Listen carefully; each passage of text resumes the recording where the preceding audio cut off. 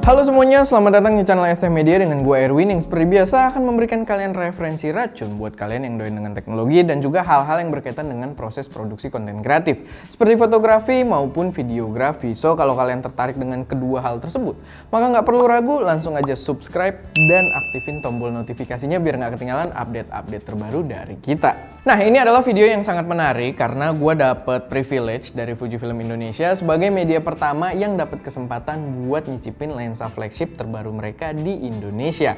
Dan ini adalah Fujinon 50mm f1.0 yang kalau kita mengacu pada website resmi di luar, dia akan dibanderol seharga $1.500 atau mungkin kalau dirupiahkan nanti sekitar di atas 20 jutaan mungkin. Ya, kita tunggu aja nanti harga resminya. Mungkin kalau nanti udah resmi gue akan update di deskripsi, tapi kurang lebih berada di harga-harga tersebut. Memang tidak terdengar seperti harga yang murah di kantong kita-kita, tapi setelah mencicipinya, impresi pertama gua adalah ini merupakan lensa portrait yang sangat menarik dan patut untuk kalian pertimbangkan kalau ada budgetnya pastinya ya. Pertama megang lensa ini gue sebenarnya cukup kaget karena ukurannya yang terbilang relatif besar untuk sebuah lensa sistem APS-C. Bahkan kalian bisa bandingkan dengan lensa-lensa utama gue untuk produksi video di ST Media. Tapi mungkin hal itu wajar karena memang lensa ini memiliki vokal yang cukup jauh dengan bukaan f1.0. Dan itu adalah bukaan aperture yang gede banget.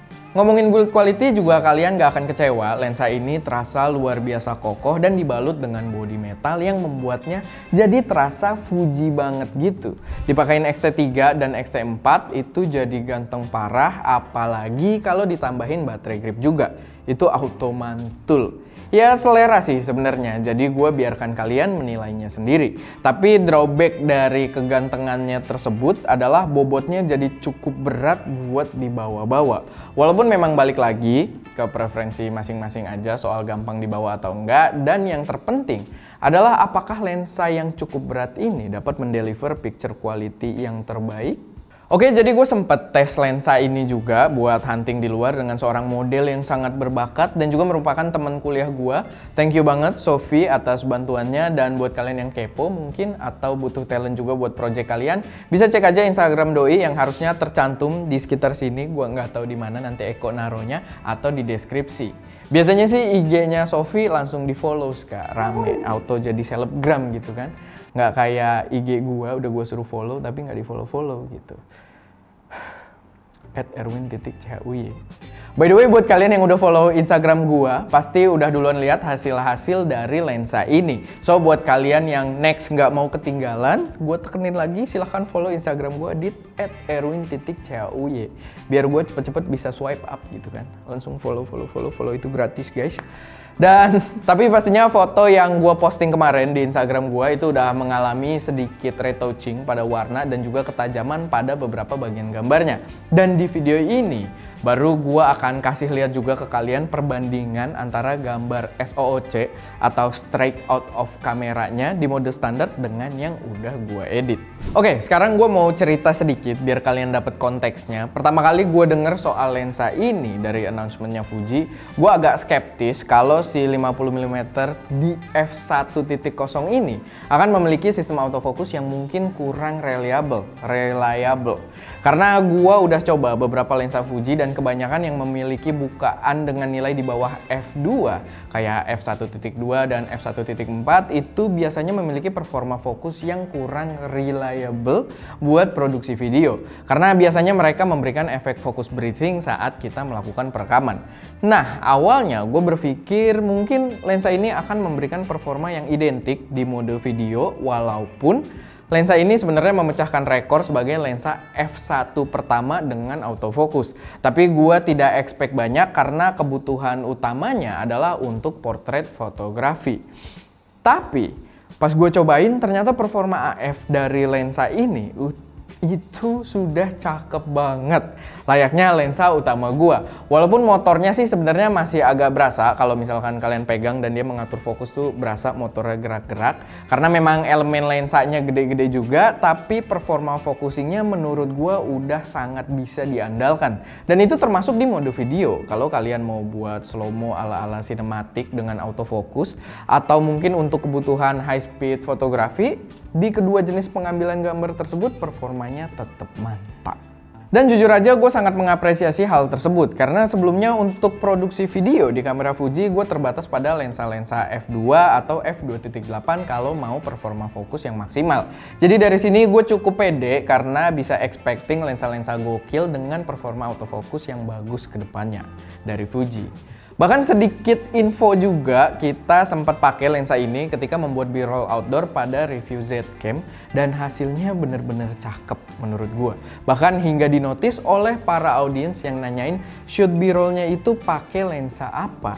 Tapi waktu itu gua belum bocorin karena kita pakai lensa ini buat B-roll itu sebelum global announcement. Jadi ya sedikit info. Sekarang gue mau bahas soal kualitas gambar dari lensa ini. Tapi sebelum itu gue akan nunjukin beberapa hasil foto yang gue ambil menggunakan lensa ini dengan perbandingan hasil dari kamera dan yang udah gue retouch menggunakan Lightroom. Jadi silahkan tonton dalam resolusi tinggi.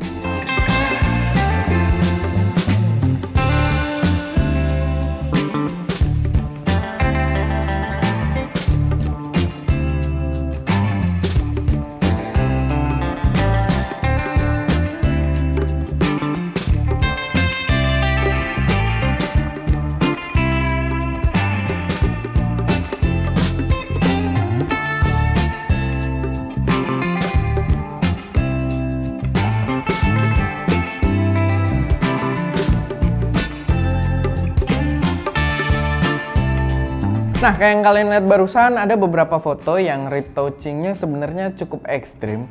Karena memang gua belum sejago itu ya, buat moto dengan warna langsung cakep. Dan gua appreciate banget karena file JPEG-nya Fuji sekuat itu buat dioprek. Tapi ada beberapa momen juga yang file SOOC-nya itu menurut gua udah langsung cakep banget.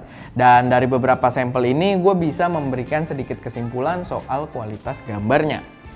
Pertama, gambarnya tajam banget, autofokusnya bisa diandalkan kayak yang sebelumnya kita bahas, dan hasil bokehnya itu menurut gua dalam banget.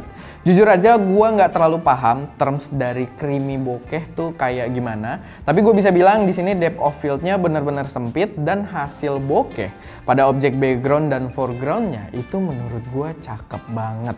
Walaupun ini juga masalah selera sih. Karena ada yang bilang karakter bokehnya kurang menarik karena nggak terlalu rounded alias agak lonjong. Mungkin karena karakter atau jumlah aperture blade-nya juga. Tapi buat gue pribadi hasilnya tetap terbilang cukup pleasing di mata. Nah, pada beberapa foto gua mendapati masih adanya chromatic aberration pada bagian yang sangat kontras antara highlight dengan shadow. Tapi menurut gua masih sangat tolerable dan memang hanya terjadi di komposisi cahaya yang cukup ekstrim. Bahkan gua baru notice setelah followers gua pada komen di Instagram gua. Kalian memang luar biasa detail ya. Dan kalian yang nggak mau kalah silahkan follow dulu Instagram gue. Dan ada juga followers gue yang bilang kalau itu sangat wajar di bukaan yang sangat besar kayak f1.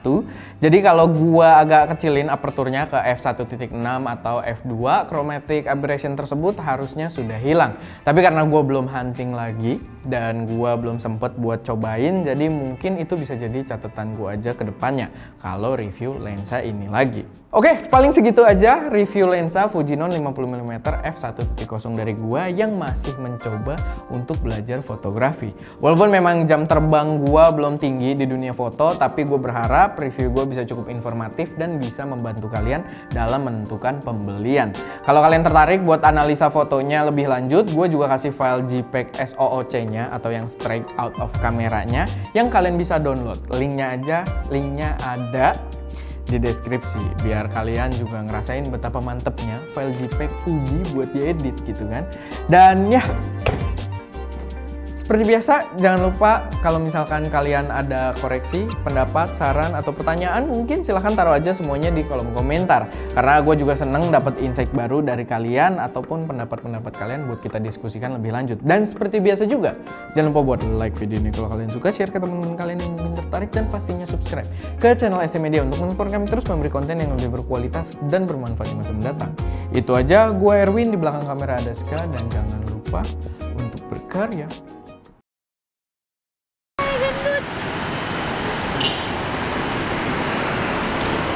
Halo guys. Ngapain, Win? Kita lagi photoshoot. Cuma nanti ada fotografer satu lagi, jobnya adalah motoin gua. Oke. Biar ganteng. Ini Eko kenapa jadi cakep, Win? Nah iya, ini Eko didandanin dikit. Eko jadi cakep, Win. Tinggal kasih masker. Biasa Eko. Win, gimana lancar, Win? Aman. Aman ya. Kayak gua akan beralih jadi portrait photographer Oke. setelah ini. Karena bakat terpendam gua muncul.